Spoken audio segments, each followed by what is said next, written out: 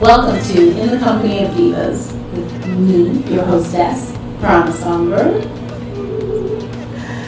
Today's show, we're going to have Charlie Pace, and I got to chit-chat with Charlie a little bit, so before we bring Charlie up to do some of her original songs, I'm going to take you backstage and you'll get a sneak peek at some of our shenanigans.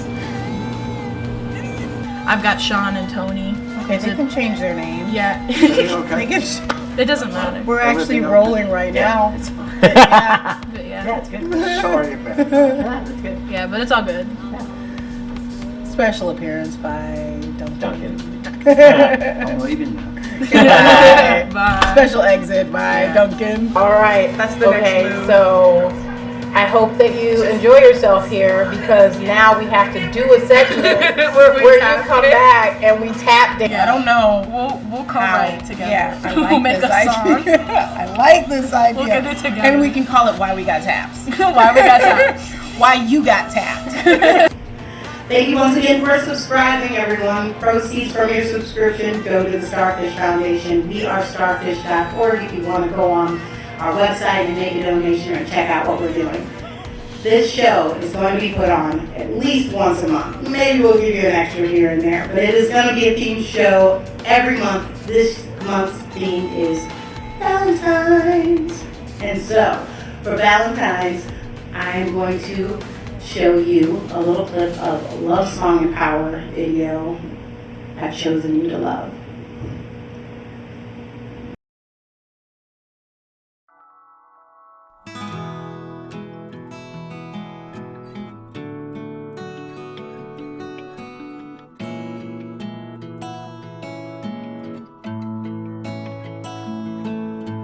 You say you're never satisfied. How am I supposed to hide the way I feel?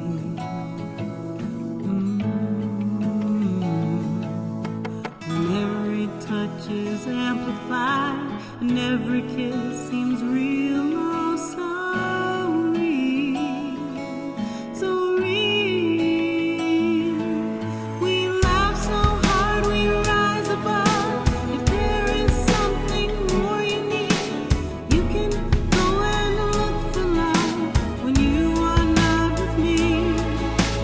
I'll be here with arms wide open, even if the door to your heart keeps closing. Know that it's you I've chosen. As long as I know it's temporary, I'll do my best to make the best of it. The best of it. 'Cause what we've got's not ordinary, even if the parts we share don't all fit. Ooh, we'll make 'em fit.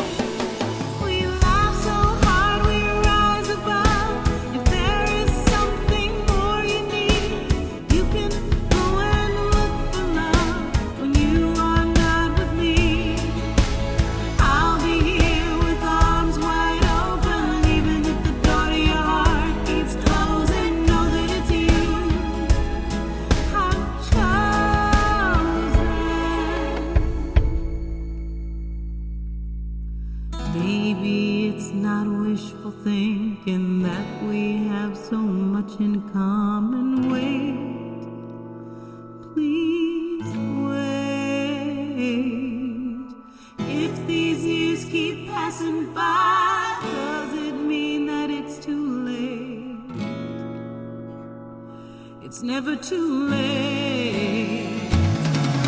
We laugh so hard we rise above. If there is something more you need, you can go and look for love. If you are not with me, I'll be here with arms wide open, even if the door to your heart keeps closing. Know that it's you I've chosen, and in the end we'll have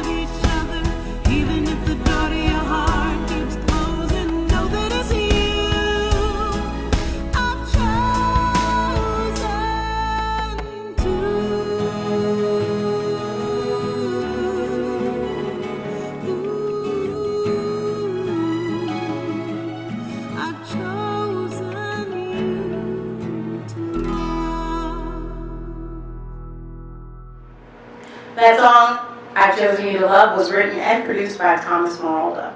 And it's fun to talk to you because we didn't just talk all about, music, but, we talked about tap shoes, bands, We talked about it. We talked about all the things. Talk about everything. Very diverse. Is there anything that you want to mention, like an upcoming project? I just say, stream Hear Me Out.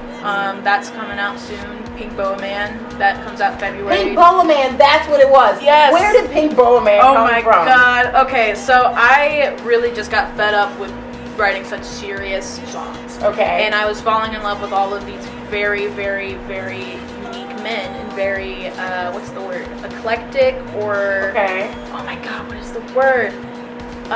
Androgynous. Okay. Androgynous men. So I watched the Rocky Horror Picture Show. Mm-hmm. And so Frankenfurter, like I used that as a line in the second verse because I've always loved those kinds of men, the men that are very expressive and very comfortable with themselves. I'm tired of this toxic masculinity stuff that makes me want to throw up. So Pink Boa Man is just an anthem for all the androgynous men. Okay. So I just kind of wrote it for that reason. I have a friend recently who confessed to me that, he always liked unicorns. But as a man, as a young man, he couldn't express that he liked unicorns. And that's so sad. I know. And now that he has daughters, he has no sons. He's got several daughters, and now that he has daughters, and they have gone to town on him with putting him in makeup and doing his nails and stuff. Yes. When they were really little, this is how his little girls wanted to play. And now he's like, well, now I can have a unicorn. I can do whatever I can have unicorns. And it's like, yes, I love Pink Boa Man. I love watching men feel comfortable with themselves. Yeah. Not only just relationship or whatever. This is besides that. This is just I want men to feel comfortable with their femininity and to be able to express that without being like, oh my god, I like unicorns. What's wrong with me? It doesn't mean you're less masculine. No. This just, no, it just means you like unicorns. It just means you like unicorns. It's okay. This is how it is. I used to like G.I. Joes. Okay, we're all good. Come on, I was into WWE wrestling as a kid. I'd play with those little dolls. Yes. Yeah, John Cena. We'd play SmackDown. Nice. So yeah, Pink Boa Man. I think you guys are gonna like it. It's really fun. In just a few minutes, you guys are gonna hear that one too. Good stuff.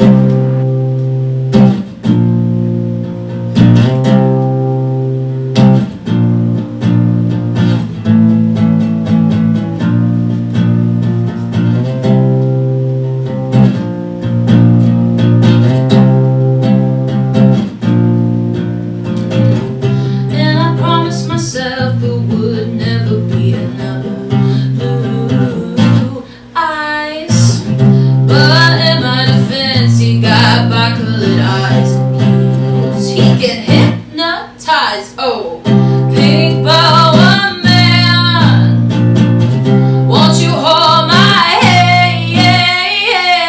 Pink boa man, won't you hold my hand?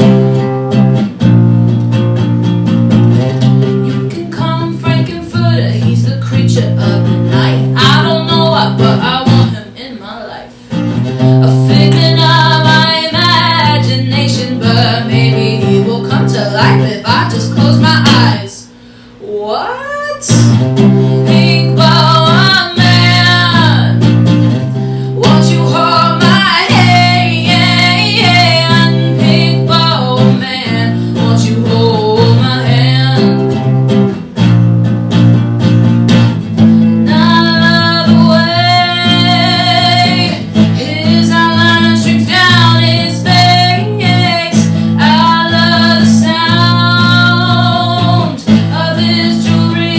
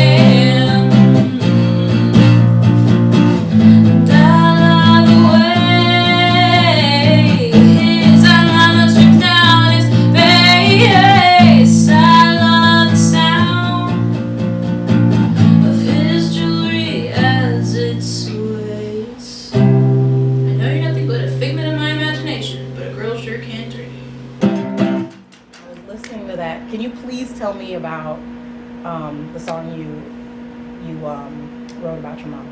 Yes, I definitely can. Yeah. So I have always been a feminist. I've always will be, a very strong one at that. I remember being in school and yelling at the boys in history class because they'd just say something so misogynistic and so just wrong.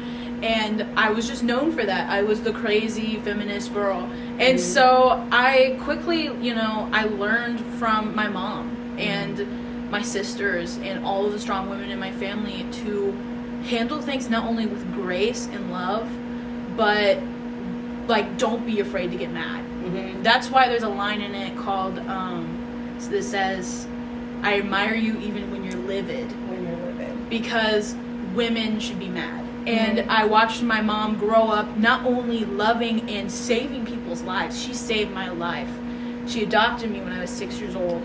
And my biological mother and my biological father both overdosed. And so she stepped in and saved my life. And so in that song is our story of how she painted her office space yellow. And she put a mattress in there because I was over there so often. My dad, before I was even adopted, got my name tattooed on his arm because she was like, you're going to get all the grandchildren's name tattooed, but you're not going to get Charlie's name tattooed? What are you doing? She's like, come on now, Glenn. Yes. Come on, get it together. Yes. So, basically, women is just such an important song because there's so many strong women and we're not just delicate, but we can have rough edges and we can get things done and we do rule the world as much men as, men think they are. They just cause wars and whatever. And we're just keeping people safe. Just keep it, And so I always aim to be a woman that's very comfortable with my anger and very comfortable with my love and to know when to use them and to help and guide people as much as I can. So when I first heard Women, I was just like, wow. And I couldn't wait to pick your brain about it. Yeah, there's a lot of layers. It's one of those, I got to hear a recording of you before I got to meet you. And I love that feeling of getting to know a little bit about you through your music, through your art, but then getting to actually talk to you about it. Yeah, I feel it's very different, and you get to learn where my headspace was. Exactly. So I'm excited for you to perform that here today. Yeah, it's gonna be so fun. I can't, and your voice, it's like, oh my gosh, you do this and then you do that and then it's like this and it's like there's all this using it as a paintbrush in a way. I kind of just embellish whatever guitar thing I'm doing. And is this a technique that you learned? Because I know you've been in a few, like you said, you've been in a few bands where you started doing more backup stuff, and now you've moved into the solo. So the embellishment, did you learn that, or is that just something that came naturally to you? Well, I liked to examine other artists first. So I spent a lot of my time as a kid listening and imitating artists. Okay. So artists like Etta James and Aretha Franklin.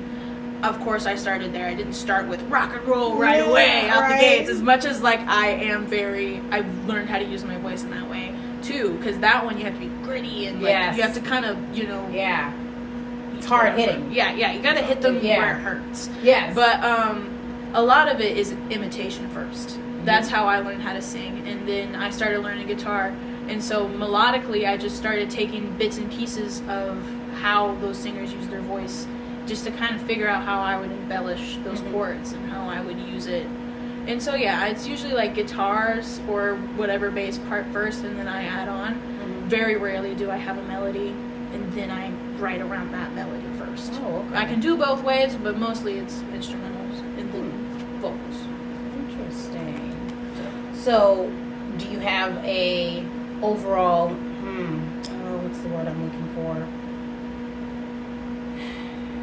Do you have an overall emotion when you're starting to, do you go, okay, this is what I want to write for. I don't have lyrics yet, or a melody yet, but this is the feeling that I'm going for, and that's where you go with the music, and then melody and lyrics. Yeah, it's honestly, my process is very almost spiritual.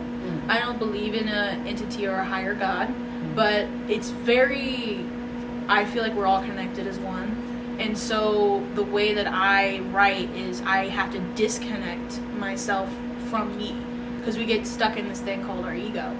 And so I just have to kind of I have to switch it off in some way and kind of connect my way back to what the instrument, what the song wants to say, like what my soul wants to say. So I just kind of, I don't know, there's like a certain process that comes to me writing songs. It's very stupid and artsy. It's very ridiculous. Your process. Yeah, I like have to sit there with like a cup of tea in the dark, and I kind of just let whatever happen, because I just tend to experience the world around me, and I'll write down notes of things and like words I've seen in my sleep. I'll like wake up and I'll write things down, and eventually you realize my brain has been writing this beautiful song for the past like 2 or 3 weeks, and then you just piece it together. Yes. So. Everybody has a process. Everybody does. Anybody tells you that their process is the right way. There's not a right or wrong way. There's no right or wrong way. No. My process is to, just always have this thing going in the back of my head. While I'm doing something, I'm like, this is nagging at me. What is this? And then out of nowhere, I will need to go up to a loft of some sort, go up to a rooftop, sit on the top of my car, something where I can feel like I'm on a cloud or I'm in a tree, and it's like, okay, this is my bubble, this is my space. It doesn't have to be in the dark with tea. I just need to be somewhere high. Yeah. And then it feels like I can just disconnect from everything else, and then I feel like I write very freely when I do that. Yeah, just finding like a little nook or cranny. So definitely.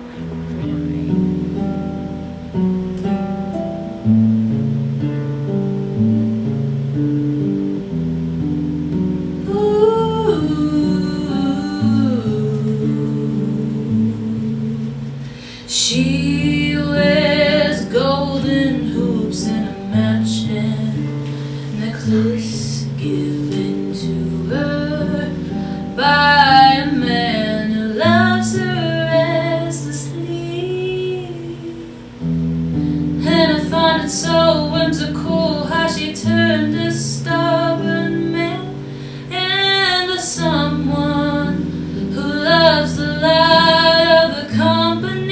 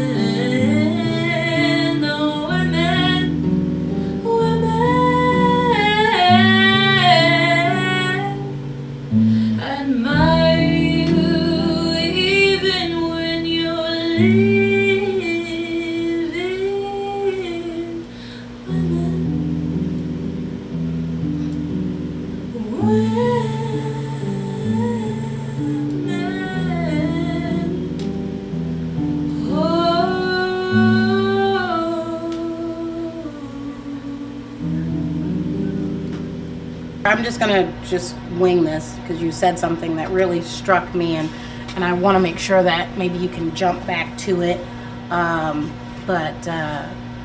You know, And the you- fact that you're... Hold on 1 second, because you do have to mention Starfish too. That's what I'm about to do. Okay, perfect. Wah. So, I love that you shared your adoption story with me today, because that really hits home for me. My son is adopted, my husband was adopted, and we have this foundation that we've started called the Starfish Foundation, and it is right now geared to build sustainable housing for kids that are in the system and getting ready to age out of the system, so that they can learn how to, you know, live more organically if they choose to, or at least get them some more, you know, some next steps. Yes. And before they enter the rest of the world, but give them a little bit more time, because I know how long it took me to find me. And it's hard to out there. put a number, like, you've got to be an adult by 18, you've got to be an adult by 21, you've got to be adult by 23, based on what your situation is.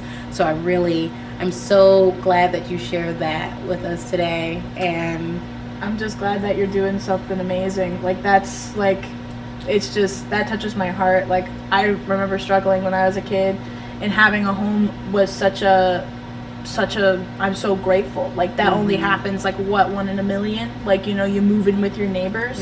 That's crazy. You know, so I just, you know, I hope for all those kids. and not everyone gets that support, not only of a home that they feel safe in, but look at you, you're 19 and you're pursuing this music career. You know, to have supportive people, you know, encouraging you into what you're interested in, not just, hey, get out there and find a way to make money so that you can move out of the house. It's you really know? important to have that stable environment, and a lot of us take it for granted. We don't know what we have. So yeah, that's all I have to say. Like, having, you know, I just wish the best for those kids in the system. Yeah. It's a scary place, so And it can be a scary place. We're, you know, just getting started. You know, we're still property hunting right now, but we're hopeful that before this year is over with, proceeds from these shows will be going to purchase the property and start the first community build for the Starfish Foundation. Sometimes So it's a bad choice we don't really know how to get back from. And sometimes it feels like there never really was a choice. Sometimes it's a rough start and we end up where we didn't belong.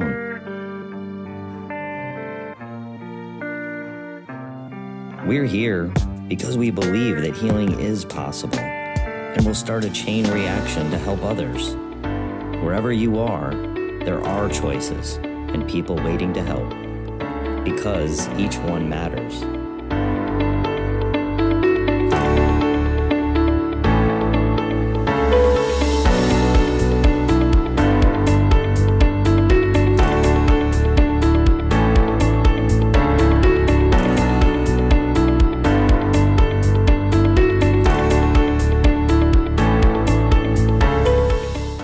Basically, I can't keep band members very long, but that's okay.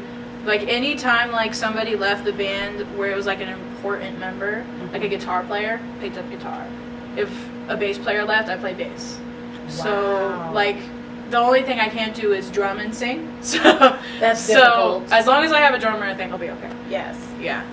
Wow. Okay. So you said you've been writing your solo album, one or two solo albums. Two solo albums since you were 15.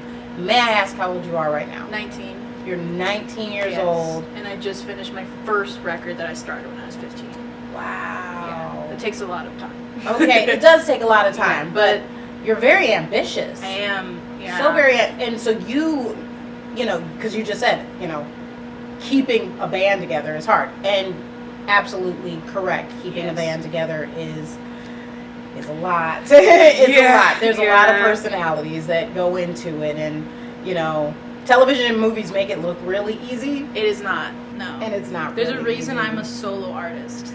Yes. I tried bands. My favorite band that I tried to model myself after was Paramore. Okay. And I loved Hayley Williams and I loved what they did, but they have the same issue of constantly band members. So I was like, you know what? I'll do the solo thing because I'm obviously the only reliable one. Like, nobody in high school wants to stay.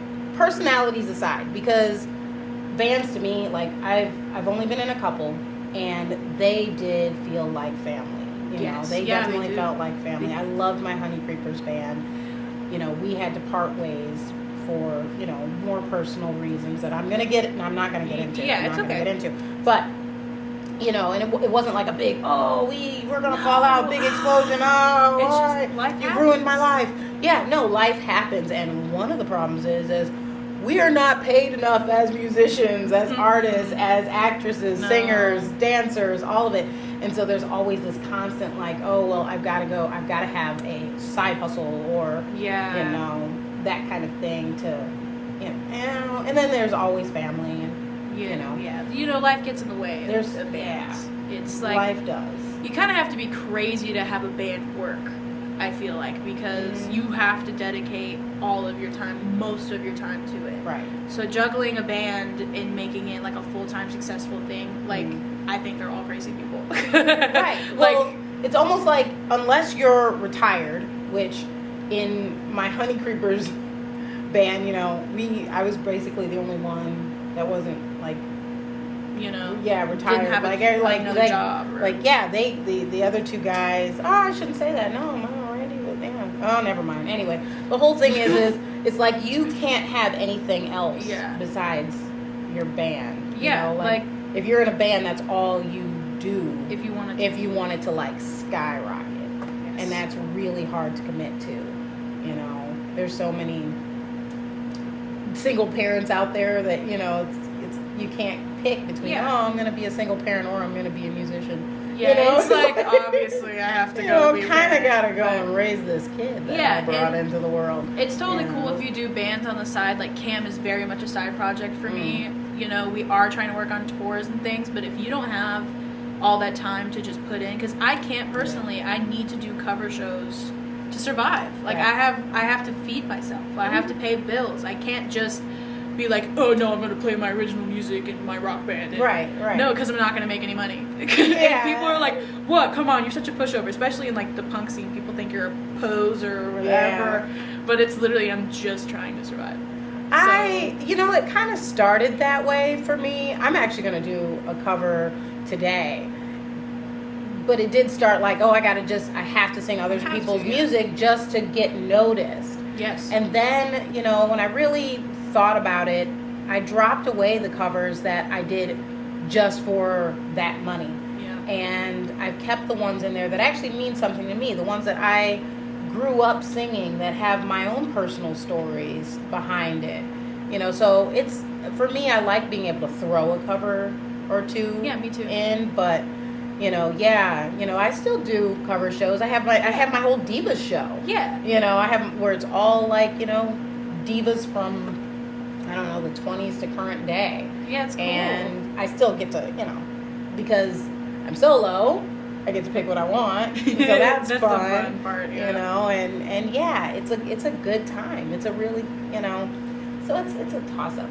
I go back and forth. Like I'm like, there's part of me that's like, I wish I could only do this, but I also know my personality enough to know that I can't only do this or I'll get bored. Yeah, we're very similar. Yes, like, exactly. You know, I don't want to get stuck. Yeah. In a, oh my God. This is your thing. Yeah, I hate, you know, people try to label me as certain things all the time. All the time. They're like, you're a cover band because you do these cover shows. I'm like, no, I do that so I can make money. No. And then they're like, oh, okay, so you're just a solo artist. I'm like, no, not really. Not really. I work with a lot of bands. Yeah. You know, I write with a lot of people. So I think, you know, it's true for us to just stay true to ourselves and stay genuine and do what we want to do. Because there's always going to be those people out there who want to put you in a box. Yeah. And they want to cast judgment on you. How dare you do another artist's song? How dare you do a cover? Don't listen. I mean, okay, if that particular artist came up and said, hey, please don't do my song, and I would be a little hurt, but I'd go, okay. Sure, okay. You know, not a problem. Anybody else, it's not your song. What is it your business? Yeah, like why is it your business? It's not. People are too nosy. Aha. Just like leave me alone and let me be an artist and let me do what I do. Yeah. And like some of it is embarrassing, yes, but I do not care. So I'm shamelessly myself. I I think I make a habit out of trying something embarrassing, like at least 2 times during a show. Yeah, just do it. Just go out and do it. And because honestly, the embarrassing little things tend to, they tickle me. Yeah. And it makes, me have more fun at the show. Yeah, like, it I've just had makes you giggle. wardrobe malfunctions and nothing extreme. One got real dicey. But, I've had, props break on stage and stuff like that, and you just got to kind of roll with it. Yeah. And make it part of the show. And, I literally had a piece of my costume, it was a bracelet, break on stage. And I made some comment like, "This is why I dumped that man." And the audience like roared with laughter. Yeah. They thought it was part of the show, and I'm going.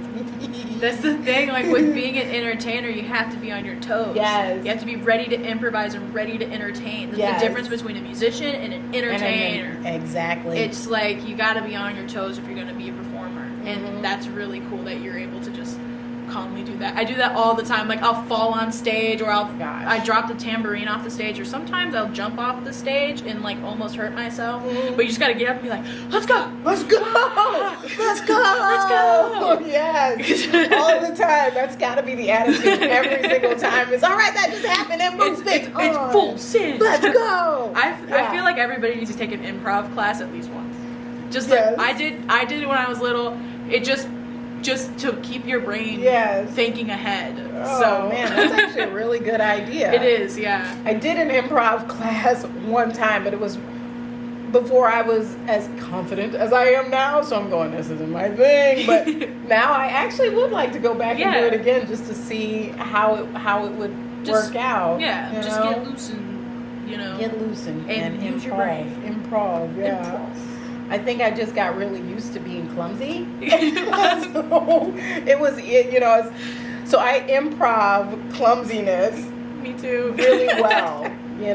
Once again, had, tripping on the stage and stuff like that. I have moments of grace. Yes, I do. Of course. I do. And in between those moments, I don't. You're like, it's just that simple. Like, oops. I don't. It's just how it is. Yeah. And just embracing those parts makes it better.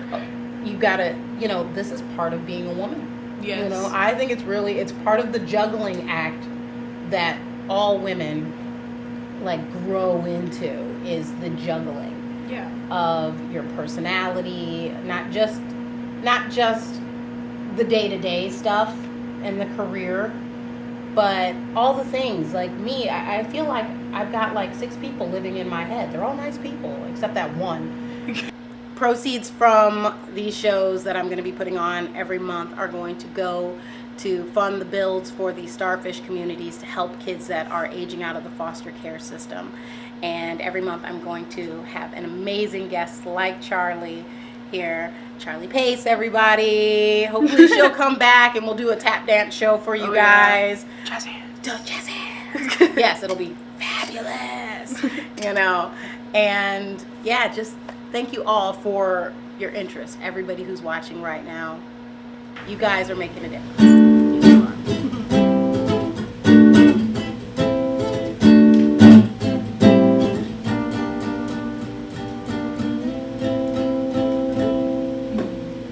Don't listen to what your mother said in place. It's just a construct of how a woman should behave. And I feel like I'm going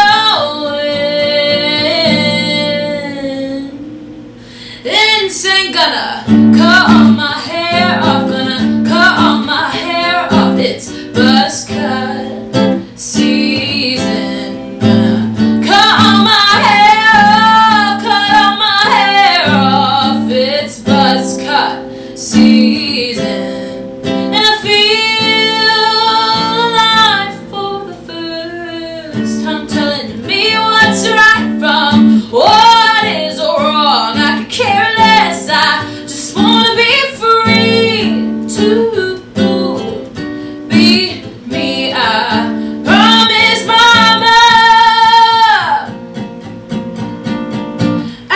just fine. Gonna cut all my hair off, it's buzz cut season. Gonna cut all my hair off, it's buzz cut season. And I feel alive for the first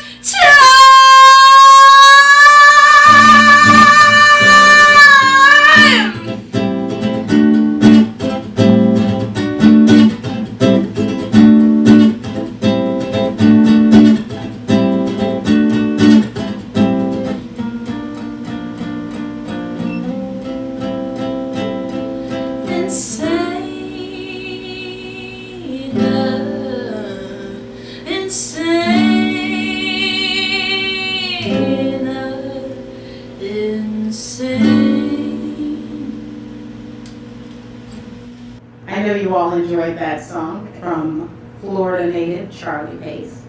This next song that I'm going to perform is written by another Florida artist, Randy Stevens, and I think you're going to like it. It's The River. I want to do this because this is one of my loves, my love of children and trying to build these sustainable communities for the Starfish Foundation. So when you watch this next video, you're going to see a lot of happy kids, and that's what we want to bring to the world. Just kids playing outside in nature.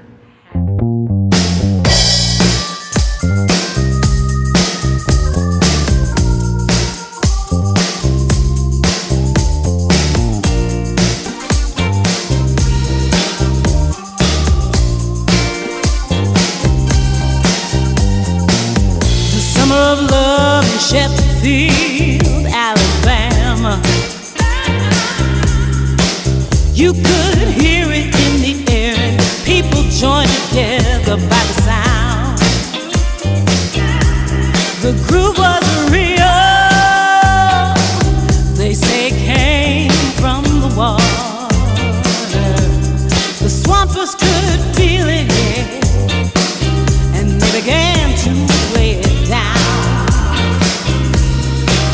You know the music was alive and the river held all its treasures. No one could deny or even ask the reason why. Won't somebody take me there, back to the river.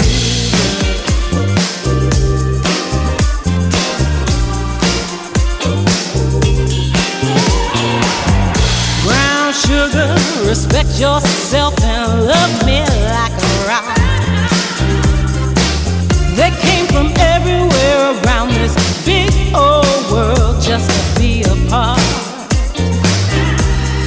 Hear it in the ripples, listen to the waves as they sing. From the shore's edge, that old railroad bridge, those sweet, sweet melodies.